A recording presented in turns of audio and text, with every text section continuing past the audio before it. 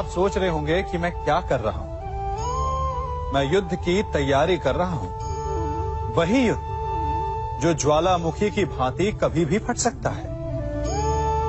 युद्ध वही जीतता है जो युद्ध में व्यतीत होने वाले समय से अधिक समय युद्ध की तैयारी में लगाए।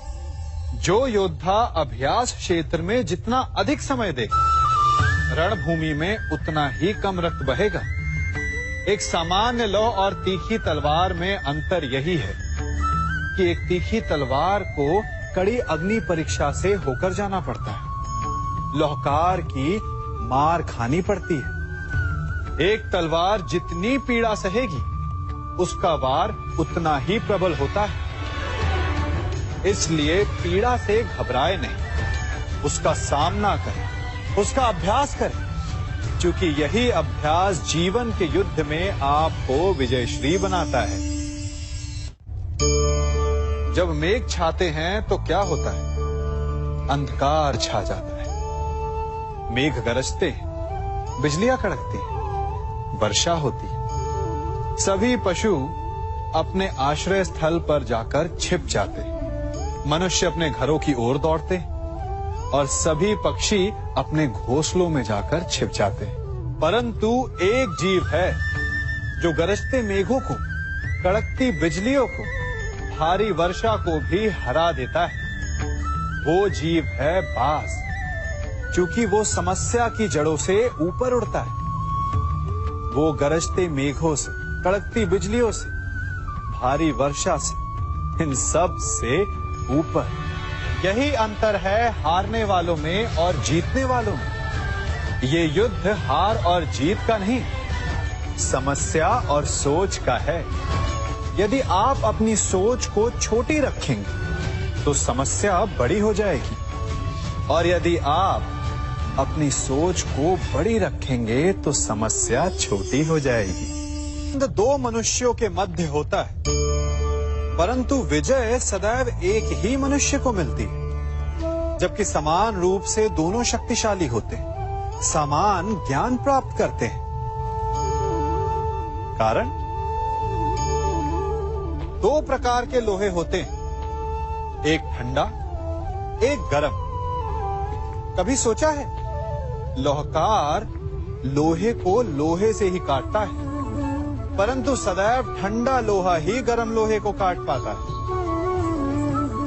और यही नीति मनुष्यों पर भी लागू होती है। जब युद्ध होता है तो जिसके मन में ईर्ष्या होती है, जलन होती है, आक्रोश होता है, वो गर्म लोहे के समान। और जिसका मन शांत होता है, जिसका मन संयम से बंधा होता है, वो ठंडे लोहे के समान है। और वही ईर्ष्या और द्वेष नामक गर्म लोहे को काट सकता है। इसलिए यदि जीवन के संग्राम में विजय प्राप्त करनी है तो अपने मन को शांत रखें, क्योंकि गर्म लोहे की भांति ईर्ष्या और क्रोध जैसे भाव को रखने वाला मनुष्य सदैव शांत स्वभाव के मनुष्य के समक्ष निर्बल है। शक्ति ईर्ष्या और क्रोध में नहीं, शांति और संयम में है। सभी बड़े सदा यही कहते आए कि यदि आगे बढ़ना है तो अपनों का साथ दो। सत्य कहते हैं, अपनों का साथ देना ही चाहिए, परंतु साथ देने से पूर्व ये अवश्य पहचान लेना चाहिए कि अपने हैं कौन। क्या अपने वही होते हैं जिनके साथ हमारा रक्त संबंध होता है, या अपने मित्र? अपने वो होते हैं जो हमें सद्कार्य के लिए प्रेरित करें, हमें आगे बढ़ाएं, हमारा साथ दें। और वो जिनका साथ देने से समाज का नाश हो, धर्म की हानि हो, वो सगे हो करके भी सगे नहीं होते। इसलिए जब अपनों की परिभाषा का चुनाव करें तो उन्हें अपना माने जो आपका साथ दे, उन्हें नहीं जो हमें अज्ञान के मार्ग पर ले जाएं। सीमा एक रेखा ही नहीं, एक परिभाषा भी है। सीमा हर किसी की होती है, प्रेम की, धैर्य की, मित्रता की और शत्रुता की भी। और जो सदैव सीमा में बंधे रहते हैं वो सामान्य मनुष्य बनकर रह जाते हैं, परंतु जो समय आने पर सीमा तोड़ देते हैं वही भविष्य बनाते हैं। क्योंकि सीमा केवल आपको मर्यादा में नहीं रखती, आपको बांधती भी है। अब ये आप पर, मुझ पर, हम सब पर निर्भर करता है कि ये जाने कौन सी सीमाएं हमें बांधती हैं और कौन सी सीमाएं शक्ति के नए मार्ग समक्ष लाती हैं। इसलिए सीमाएं तो जो कर सकते हो उससे अधिक करने का प्रयत्न करो, तभी नई सीमाएं बना पाओगे। भाग्य क्या है? जो आपने किया उसे भोगना भाग्य है, या जो आपके पूर्वजों ने किया उसका फल भाग्य है? नहीं, भाग्य वही है जो आपने किया। क्योंकि हर मनुष्य को अपने कर्मों के फल भुगतने होते हैं। इसलिए यदि जीवन में कुछ भी करें तो उस पर अपनी दृष्टि अवश्य रखें, क्योंकि आपके एक कर्म का फल आपका भविष्य बदल सकता है। हम वही बनते हैं जो हम चुनते हैं, क्योंकि वही हमारा भाग्य बनता है। मनुष्य सुंदरता से आकर्षित होता है, उससे प्रेम करता है और असुंदर को देता है। ऐसा होता है ना? क्या आप ऐसा नहीं करते? करते हैं। तो सुंदर और असुंदर की परिभाषा क्या है? इस आकर्षण और विकर्षण का कारण क्या है? कभी सोचा है? कभी सोचा है कि जिससे आप प्रेम करते हैं, जिसके प्रति आप आकर्षित होते हैं, अचानक से उसके लिए मन में वितृष्णा आ जाती है, और जिसके प्रति घृणा होती उसके लिए एकाएक आपके मन में प्रेम उमड़ आता है। कारण है दृष्टिकोण। क्योंकि सुंदरता आपके मन में होती है, आपके सोच में होती है, आपके दृष्टिकोण में होती है। इसीलिए किसी को कीचड़ में खिला हुआ कमल सुंदर लगता है, और किसी को निर्मल चंद्रमा में भी कलंक का धब्बा दिख जाता है। यदि आपको सुंदरता अनुभव करनी, हर पल आनंद में रहना है, तो अपने दृष्टिकोण को सुंदर बनाएं और अपने आप सब कुछ सुंदर बन जाएगा। हम अपनी सोच और संसार की मान्यता के अनुसार अपने विचार बनाते हैं। जैसे सत्य कहना धर्म है, असत्य कहना पाप, सहनशीलता धर्म है और क्रोध करना अधर्म, उपकार करना, जीवों पर दया करना धर्म है और निष्ठुर होना अधर्म। परंतु क्या यही सत्य है? क्या कभी कभी परिस्थितियां इन आवेशों को उल्टा नहीं कर देती? करती है। यदि इस संसार में कुछ धर्म है, कुछ पुण्य है, कुछ महान है, तो परिस्थिति के अनुसार चलना। जटायु स्मरण है आप सबको, वो जिन्होंने रावण पर क्रोध किया था, उस पर आक्रमण किया था। उस समय जटायु का क्रोध पाप नहीं था, धर्म था। इसीलिए अंत में उन्हें भगवान राम की गोद मिली। और कुछ ऐसे भी होते हैं जो धर्म को सहनशीलता समझकर हर अन्याय को सहते हैं और अंत में वो बाणों की शैया पाते हैं। यदि कोई पशु या व्यक्ति अकारण आक्रमण करके किसी निर्दोष के प्राण लेने की चेष्टा करे, तो उसके रक्षा हेतु उसका वध कर देना पाप नहीं, समय की मांग है।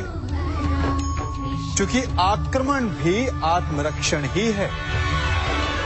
यदि किसी दुष्ट की सहायता करने से सामान्य मनुष्य को कष्ट पहुंचे, पीड़ा पहुंचे, तो उसे सहायता ना देना ही धर्म है। अकारण क्रोध अस्वीकार्य है, परंतु यदि क्रोध से कुछ शुभ हो, पाप बाहुभीत हो, तो क्रोध और दंड भी धर्म ही है। संसार का सबसे बड़ा पाप क्या है? असत्य बोलना, हत्या कर देना, चोरी करना या किसी का अपमान करना। संसार का सबसे बड़ा पाप है किसी निर्बल को सताना, और संसार का सबसे बड़ा दंड भी उस निर्बल के मुख से निकली हाय है। आप देख रहे हैं मैं क्या कर रहा हूं? मैं लौह पिघला रहा हूं, और ये लौह पिघलता है इस चमड़ी की बनी धूनकी से निकली हवा से। तनिक सोचिए, एक मृत पशु की खाल से बनी धूनकी इतने कठोर लोहे को भस्म कर सकती। ठीक उसी प्रकार आप चाहे जितने भी शक्तिशाली क्यों ना हो, यदि आपने किसी निर्दोष, किसी निर्बल को सताया, तो उसके मन से निकली हाय और उसका श्राप आपके जीवन को भस्म कर सकता है। स्वर्ण, सज्जन पुरुष और परोपकारी मनुष्यों की गति एक समान होती है। यदि स्वर्ण टूट जाए तो उसे गर्म करो, ताप दो, पिघल कर वो फिर से जुड़ जाता है। ठीक उसी प्रकार मतभेद होने के पश्चात भी एक सज्जन पुरुष और महान पुरुष फिर से मित्र बन जाते हैं। परंतु दुर्जन दुष्ट माटी से बने लोग उस पके हुए मटके के समान होते हैं कि जिनमें यदि एक बार दरार आ जाए तो वो स्वयं ही स्वयं का सर्वनाश कर लेते हैं। इसलिए मित्रता केवल सज्जनों से ही करें ताकि मतभेद ना हो। दुष्टों का समूह अपना नाश स्वयं ही कर लेता है। यदि कोयले की खान में जाओ तो चाहे जितनी भी सावधानी बरतो, अपने वस्त्रों पर कालिख लग ही जाती है। इसलिए दुष्ट मित्रों से सावधान। सज्जन शत्रु प्रत्येक परिस्थिति में श्रेष्ठ है। प्रत्येक मनुष्य सफलता पाने के लिए कार्य करता है। कुछ सफल होते हैं, कुछ नहीं होते, और जो सफल नहीं होते वो सदा अपनी असफलता का कारण या तो अपनी परिस्थितियों को बताते हैं या अपने सहयोगियों को दोषी ठहराते हैं। परंतु क्या वास्तविकता में ऐसा ही होता है? क्या कोई परिस्थिति या कोई व्यक्ति किसी की असफलता का कारण बन सकते हैं? उत्तर हां भी है और ना भी।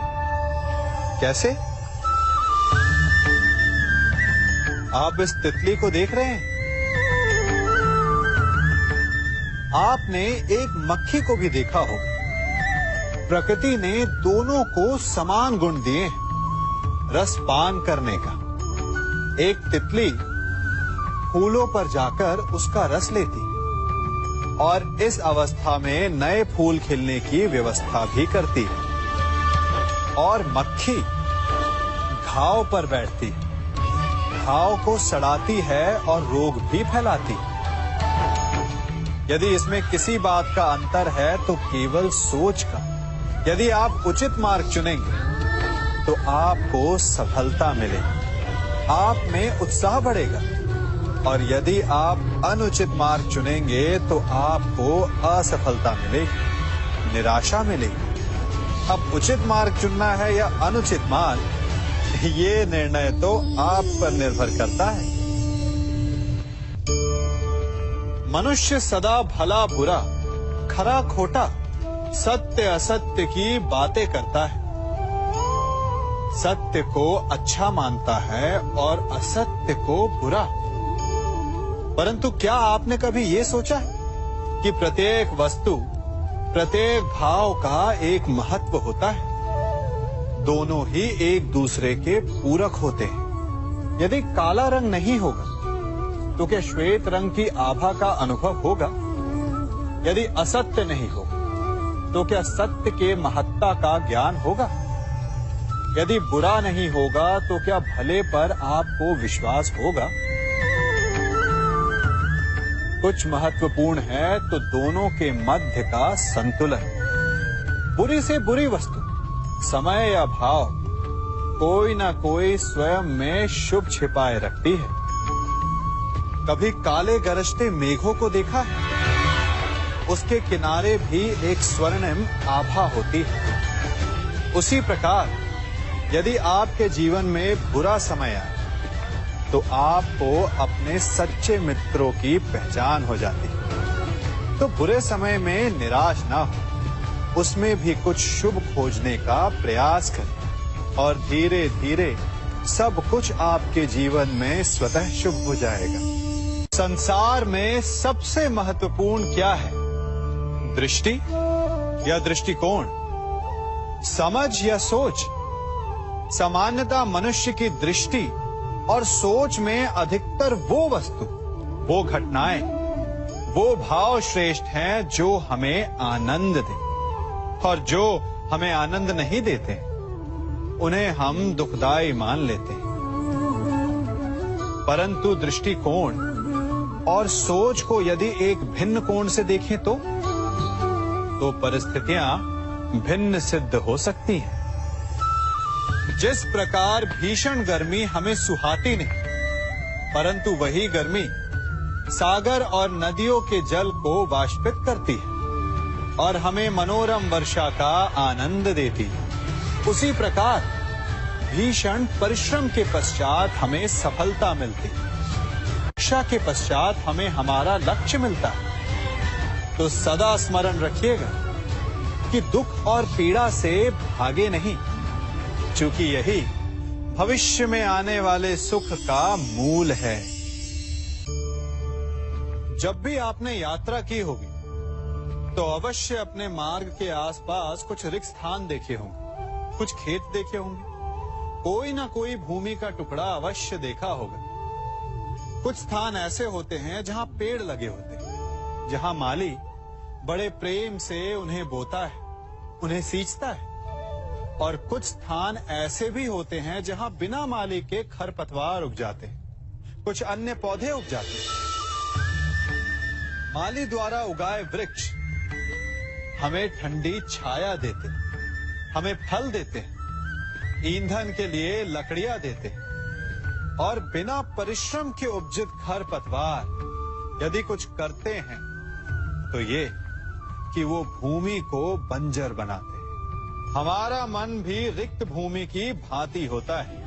यदि अपने परिश्रम से उसमें सुविचारों के बीज डालोगे तो फलदायक विचार उपजेंगे, और यदि उसे रिक्त छोड़ दिया तो खरपतवार की भांति अनुपयोगी विचार आपके मन को अपना घर बना लेंगे, आपके मन को मैला कर देंगे, उसे बंजर कर देंगे। अब निर्णय आपका है कि आपको सुविचार देने वाला मन चाहिए या कुंठा देने वाला। जल प्रकृति को इस संसार की सबसे अनूठी देन है।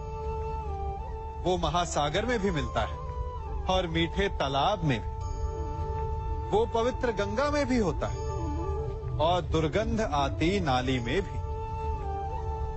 हम तालाब और नदी को सम्मान इसलिए देते हैं क्योंकि उसका मीठा जल हमारी प्यास बुझाता है।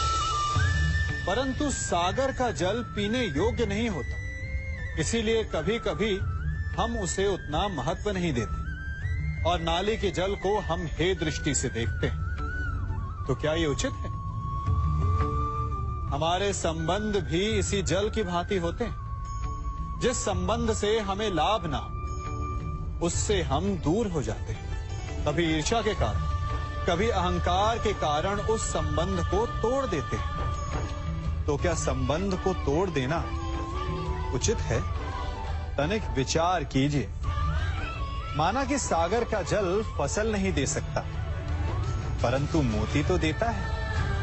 माना कि नाली का गंदा जल हमें किसी भी कार्य के लिए उपयुक्त ना लगे, परंतु वो भी कहीं लगी अग्नि को बुझा सकता है। ठीक इसी प्रकार प्रत्येक संबंध कहीं ना कहीं किसी न किसी परिस्थिति में उपयोगी हो सकता है।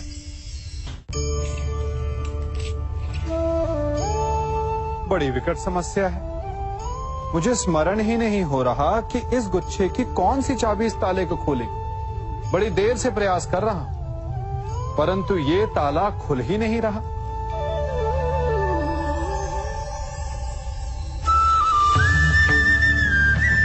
ऐसी परिस्थिति में आप क्या करेंगे? अधिकतर लोग ऐसी परिस्थिति में अपनी आशा खो बैठते हैं। उन्हें लगता है कि चाबी खो गई। वो तिलमिला जाते हैं, क्रोधित हो उठते हैं। परंतु उस समय धैर्य रखें तो गुच्छे की अंतिम चाबी ताला खोल सकती है। कुल्हाड़ी का अंतिम प्रहार वृक्ष को काट के गिरा देता है, परंतु क्या सत्य में कुल्हाड़ी का अंतिम प्रहार वृक्ष को काट के गिरा देता है? आपको आपका लक्ष्य दिला देता है? नहीं। आपका निरंतर प्रयत्न ही आपको सफलता दिलाता है। जब आपका मन निराश है तो अपने कार्य में दुगनी उत्साह से जुट जाइए, क्योंकि अनावरत बहता जल ही कठोर चट्टान को काट सकता है। सफलता का मूल है परिश्रम, प्रयास और आशा। मनुष्य का जीवन ऋतुओं के समान होता है। आज ग्रीष्म तो कल वर्षा, परसों शीत। तनिक संकट आया तो हम संयम खो बैठते हैं। तनिक ऋतु बदली तो हम अधीर हो जाते हैं। अपने आक्रोश में, अपने क्रोध में हम उनसे ही संबंध बिगाड़ लेते हैं जो हमारे अपने होते हैं। क्यों ऐसा होता है ना? हमें लगता है कि हमारे अपने हैं, फिर से मना लेंगे। परंतु स्मरण रखिए, सदा ऐसा करना संभव नहीं होता। सागर की उछलती लहरों को तट सहता है, और यदि तट ही टूट जाए तो बाढ़ आ जाती। हमारे संबंध भी दूध की भांति होते हैं। दूध तपकर उबल सकता है, परंतु यदि उसमें खटास आ जाए तो वो फट भी जाते हैं। और फटे दूध को चाहे जितना मत लो, उसमें से माखन नहीं निकलेगा। इसीलिए अपने संबंधों को संभल कर निभाना चाहिए। मनुष्य की सबसे बड़ी दुर्बलता क्या होती है? सोचिए। धन, प्रेम, अहंकार। मनुष्य की सबसे बड़ी दुर्बलता होती है उसके रहस्य। चाहे आप कितने भी शक्तिशाली क्यों ना हो, कितने भी प्रबल क्यों ना हो, परंतु उसके रहस्य उसके नाश की चाबी होती है।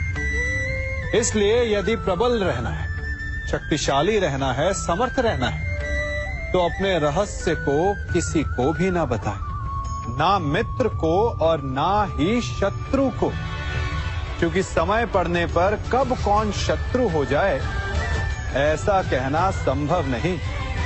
विभीषण को रावण के अमृत कुंड का ज्ञात था, इसीलिए प्रभु श्री राम रावण का वध करने में सफल हो सके। इसलिए उचित यही है कि आप अपने रहस्य को स्वयं तक ही सीमित रखें।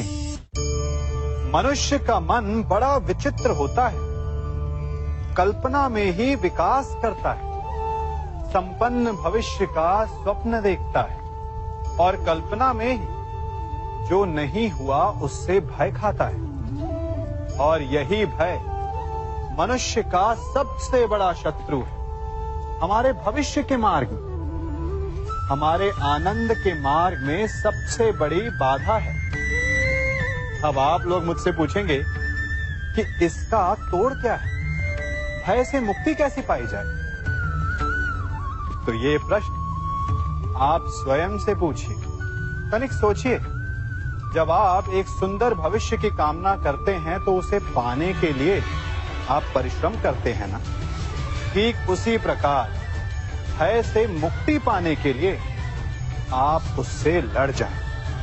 और उसका निवारण आपको स्वतः ही मिल जाएगा।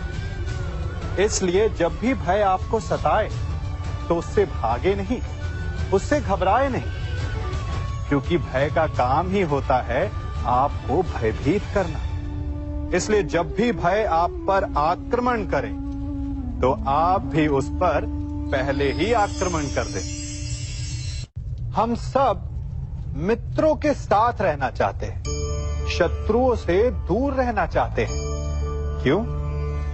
क्योंकि हमें जीवन में आनंद पाना है, जीवन में आगे बढ़ना है, स्वयं को संपन्न देखना है। और यदि किसी से भी आप पूछेंगे कि जीवन में सफलता पाने के लिए सबसे अधिक आवश्यकता किसकी होती है, तो हर एक आपको लगभग एक ही उत्तर देगा।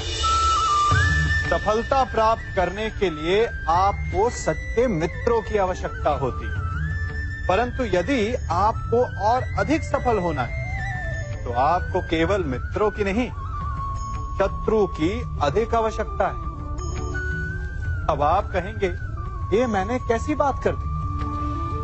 तनिक स्वयं सोचिए। जब भी संकट आता है तो मित्र क्या करते हैं?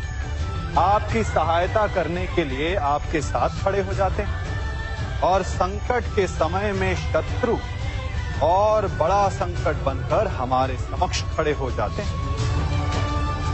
मित्र हमें सहायता देते हैं, अपनी शक्ति देते हैं, परंतु शत्रु आपके भीतर छिपी शक्ति को बाहर लाता है, आपको और अधिक बलवान बनाता है।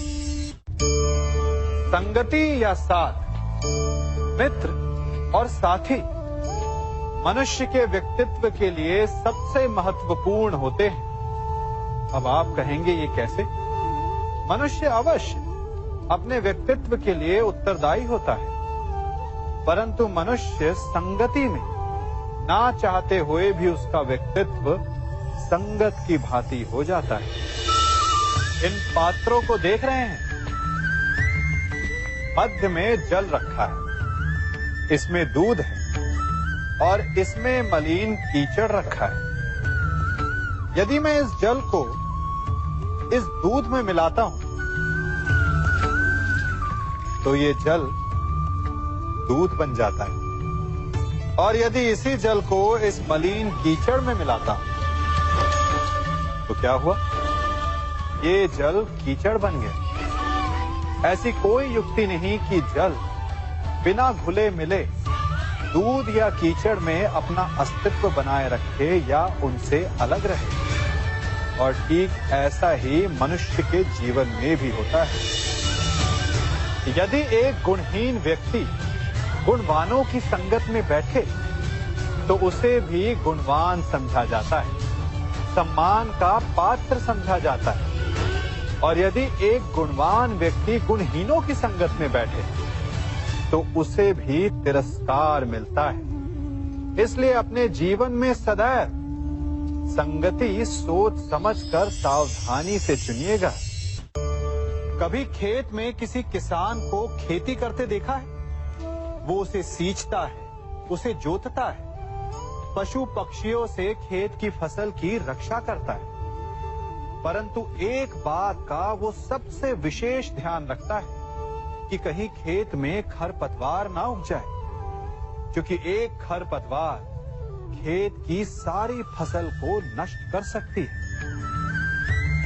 ठीक उसी प्रकार यदि वंश की कोई संतान खोटी निकल जाती है तो वो समूचे वंश का सर्वनाश कर देती है। इसीलिए संतान के लालन पालन में विशेष ध्यान देना आवश्यक होता है, क्योंकि संतान वो फसल होती है जो वंश के आने वाले समय को महान बना सकती है या फिर वंश का पतन भी कर सकती है। मनुष्य भी बड़ा विचित्र प्राणी है। अपनों से नीचे के स्तर के लोगों को वो हे दृष्टि से देखता है, उनका उपहास उड़ाता है, उनसे बार बार कहता है कि तुम्हारा कुछ नहीं हो सकता, तुम भविष्य में कुछ नहीं कर पाओगे।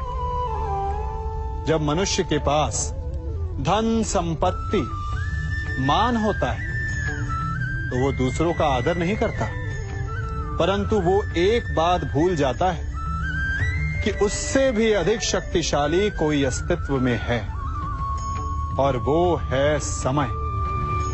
काल। काल अपना चक्र कब बदलेगा ये कोई नहीं जानता। समय अपनी करवट कब लेगा ये कोई नहीं जानता। कोयला भी समय के साथ साथ हीरे में परिवर्तित हो जाता है।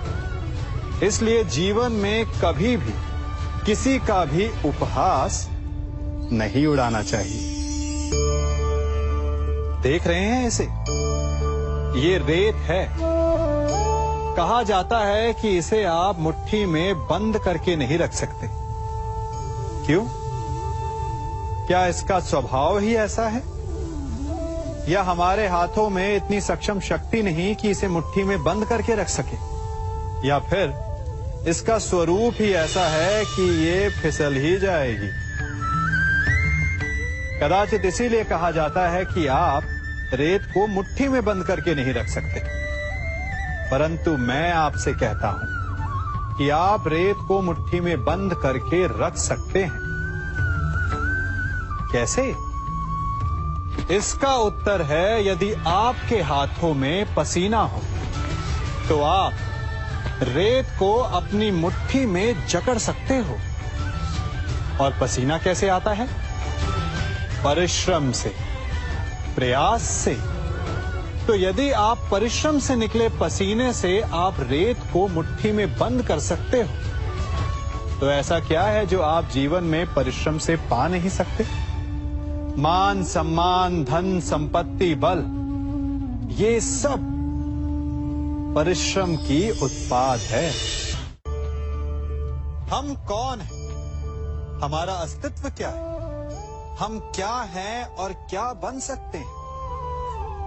ये बड़ा विचित्र प्रश्न है, परंतु उतना ही महत्वपूर्ण भी। मनुष्य सदा अपने वर्तमान प्रारब्ध के लिए अपने अतीत को उत्तरदायी ठहराता है, अपने जन्म को, अपने परिवार को उत्तरदायी ठहराता है। परंतु तनिक सोचिए, एक कमल जो कीचड़ में खिलता है, वही कमल भगवान की मूरत पर शोभित होता है। एक कोयला जिसे कोई भी शीघ्र नहीं छूना चाहता, परंतु वही कोयला धरा का ताप और दबाव सहकर हीरे में परिवर्तित हो जाता है, और वही हीरा मस्तक पर सुशोभित होता है। तो इन उदाहरणों का निष्कर्ष क्या है? इन उदाहरणों का ये निष्कर्ष है कि उससे कोई अंतर नहीं पड़ता कि आपने जन्म कहां लिया। आपके कर्म आपका स्तर निर्धारित करते हैं। हमने कहां जन्म लिया ये हमारे नियंत्रण में नहीं था, परंतु हम कब और कहां अपने जीवन की अंतिम श्वास लेंगे ये अवश्य हमारे नियंत्रण में होता है। तो कर्म कीजिए, अपने जन्म की उलाहना मत दीजिए। एक मनुष्य सदैव शांति और अपनी स्वतंत्रता चाहता है, परंतु जैसे उसे ये अधिकार मिलता है, वो दूसरों का प्रभुत्व छीन लेना चाहता है। वो उनका अधिकार, उनकी स्वतंत्रता को छीन लेना चाहता है। वो ऐसा अपने आनंद, अपने लाभ के लिए करता है। अपने लाभ के लिए वो दूसरों का शोषण करता है। जो आलोचना नहीं करता उन पर अधर्म करता है। परंतु वही मनुष्य एक बात का स्मरण रखना भूल जाता है कि उसके कर्म ही उसे उसका फल भी देंगे। उसका प्रारब्ध उसे उसके मंतव्य तक अवश्य लेकर जाएगा। वर्षा का जल चाहे सागर में मिले या माटी में, परंतु समय के सूर्य की किरण उसी जल को वष्प में परिवर्तित भी कर देती है। इसीलिए किसी भी मनुष्य की विनम्रता का इतना अधिक लाभ ना उठाएं कि वो उग्र हो उठे। मैं क्या कर रहा हूं? मैं इस पौधे को सींच रहा हूं। आप भी ये कार्य प्रतिदिन करते हो। जब इस पौधे को जल देंगे तभी ये फलवित होगा, इसमें से फूल निकलेंगे, इसकी सुंदरता बढ़ेगी। परंतु प्रतिदिन ये कार्य करने के पश्चात भी हम इससे एक महत्वपूर्ण सीख लेना भूल जाते हैं। हम कभी पौधों के पत्तों पर, उनकी डालियों पर, उनके फूलों और फलों पर जलधारा नहीं डालते, उन्हें धोते नहीं, परंतु फिर भी वो पनपते हैं। यदि जल जड़ में जाए, वही सफलता का मूल है। यदि आप एक बार में अनेक कार्य करने जाएंगे, तो आपको एक कार्य में भी सफलता नहीं मिलेगी। परंतु यदि आप बुद्धिमता से, दृढ़ मन से एक कार्य साधेंगे, तो एकाएक स्वतः ही सारे कार्य सध जाएंगे। जो आपका मूल है, जहां से आपको सिंचाई मिल रही है, यदि आपने उसकी जड़ को छोड़ दिया, तो एक सूखे पौधे की भांति आप भी सूख कर गिर जाएंगे और अंततः अपना अस्तित्व खो बैठे। हमने एक बात अपने माता पिता, अपने बड़ों से, अपने बुजुर्गों से सुनी ही होगी कि संगति का प्रभाव मनुष्य पर पड़ता ही है। यदि वर्षा की एक बूंद सीप के मुख में जाए तो वो मोती बन जाती है, और यदि वही वर्षा की एक बूंद सर्प के मुख में जाए तो विष। तो क्या यही सत्य है?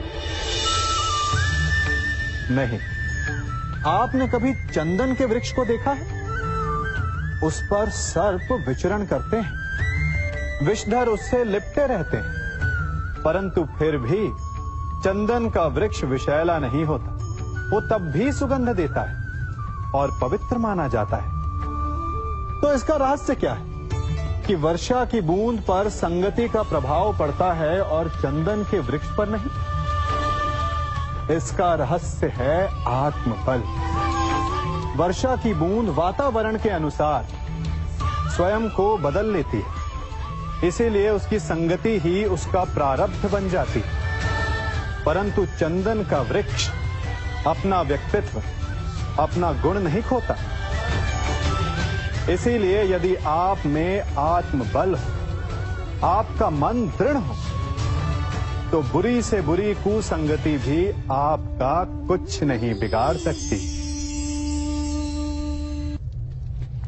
सिंह को जंगल का राजा कहते हैं। सभी पशु पक्षी उसका बल मानते हैं, उससे भयभीत रहते हैं। परंतु सिंह को भी अपने भोजन के लिए आखेट करना पड़ता है, घात लगानी पड़ती है, बड़ी दूर तक उसे अपने शिकार का पीछा करना पड़ता है, और तब जाकर उसे भोजन मिलता है। और कई बार उसके ये कठिन प्रयास भी असफल होते हैं। यदि सिंह ये सोचकर बैठ जाए कि मैं तो वन का राजा हूं, मेरा भोजन स्वयं मेरे मुख में आकर गिर जाए, तो वो भूखे मर जाएगा। क्या समझे? राजा हो या रंक, उद्यम सभी को करना पड़ता है, क्योंकि मेहनत, परिश्रम, यही तो सफलता की कुंजी है। यदि जल पाना है, तो कुआं खोदने में पसीना बहाना ही होगा। यदि सफलता पानी, तो रात दिन परिश्रम करना होगा। बिना परिश्रम के तो देवों को भी अमृत नहीं मिलता। इसलिए परिश्रम कीजिए, आज नहीं तो कल सफलता अवश्य मिलेगी। देख रहे हैं इसे? ये बड़ा भयंकर अस्त्र है। अब आप कहेंगे कि ये छोटी सी धातु भला किस काम की? आप चाहें तो इस धातु से वस्तुएं जोड़ लें, या फिर चोट भी खा सकते हैं। ये एक धातु लकड़ी के दो पट्टों को एक करके जोड़ सकती है, या फिर आपके शरीर में लग जाए या चुभ जाए तो आपको बहुत बड़ा घाव भी दे सकती है। इसलिए एक बात सदा स्मरण रखें, कोई भी वस्तु छोटी या बड़ी नहीं होती, सबका अपना महत्व होता है। यदि आपको स्वयं बड़ा बनना है तो कभी किसी को छोटा समझने की भूल ना करें। यदि छोटों का साथ लिया तो आप स्वयं बड़े बन जाएंगे, और यदि उनका तिरस्कार किया तो इस धातु की भांति चुपकर वो आपका मार्ग भी रोक सकते हैं।